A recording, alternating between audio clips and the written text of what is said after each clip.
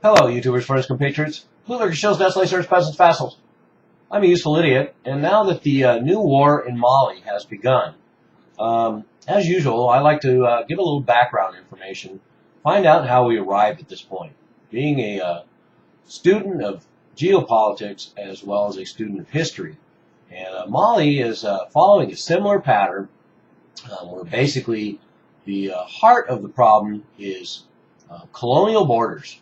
Artificially created colonial borders that divided up ethnic homelands. And we find that all over Asia, all over the Middle East, and all over Africa. Now we're seeing the results of that yet once again.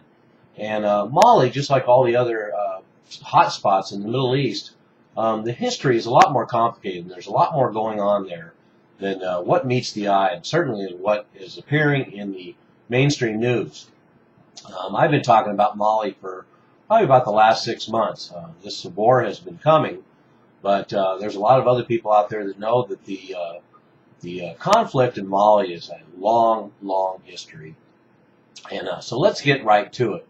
So Mali was a French colony. It was colonized in the age of imperialism in the 19th century. And so by 1905, Mali was known as French Sudan. And they only gained independence in 1960, so they've only been around for about 50 years as an independent nation. And like a lot of the countries in the Middle East and all over Africa, we find a history of coups and military coups and violence. And they had a military coup in 1968, and then 3 more coup attempts in the 1970s, and then jump ahead to the 1990s, and we find them under the weight of very heavy IMF loans. So once again, we find the International Monetary Fund putting these new countries under the financial boot. And in 1991, there was another coup, and a new constitutional monarchy was set up. And in 1992, there was a first democratic election, and Touré was elected president. And the country was relatively stable. And let's hold that thought for a minute, because one of the other things that happened in the 90s was the Tuareg tribe in the northern part of the country started having more ethnic violence. And this was nothing new either. That's what we're seeing now. And that's one of the things that colors this new war in Mali, is the fact that it's a separatist movement to redress colonial borders in the northern part of the country. And Al-Qaeda is a new element to that country. And it's a new element because a lot of the Al-Qaeda elements that participated in the toppling of Gaddafi in Libya were heavily armed and then moved back to their homeland in northern Mali.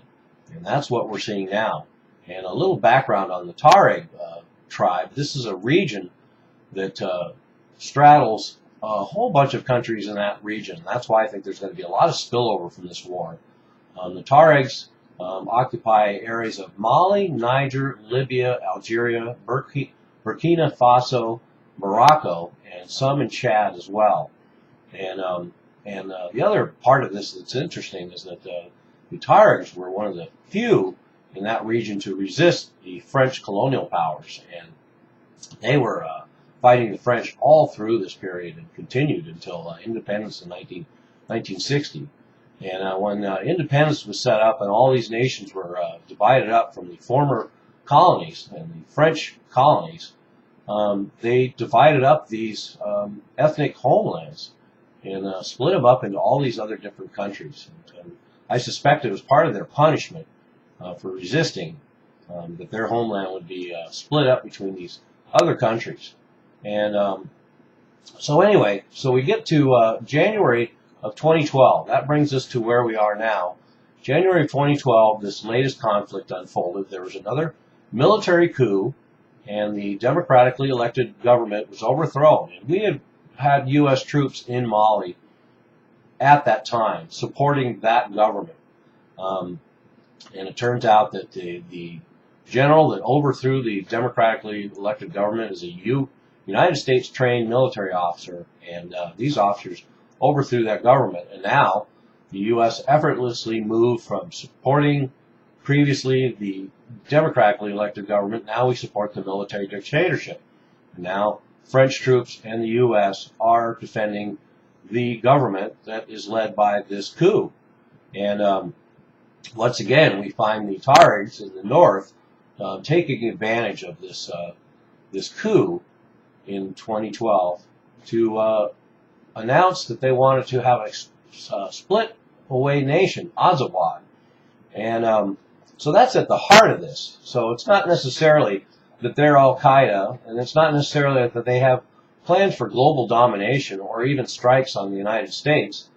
They just want their own country back like so many others. But it is complicated by the presence of jihadis now.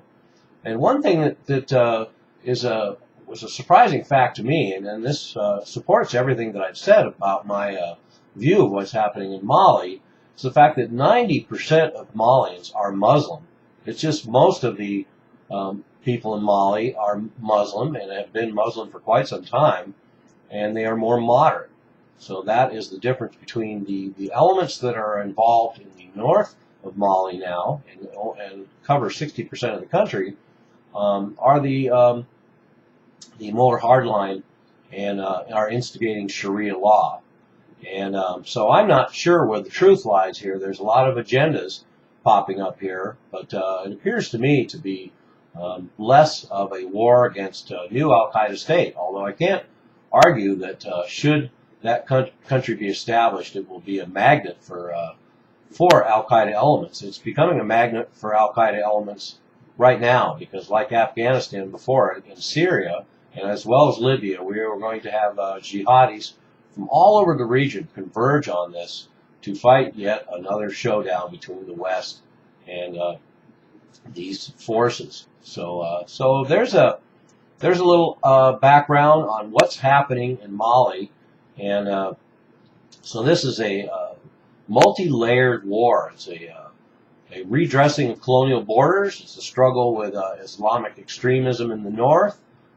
It's a Western support of another intervention that has a number of layers to it, because once again we find ourselves supporting another corrupt government in order to fight some other sort of enemy.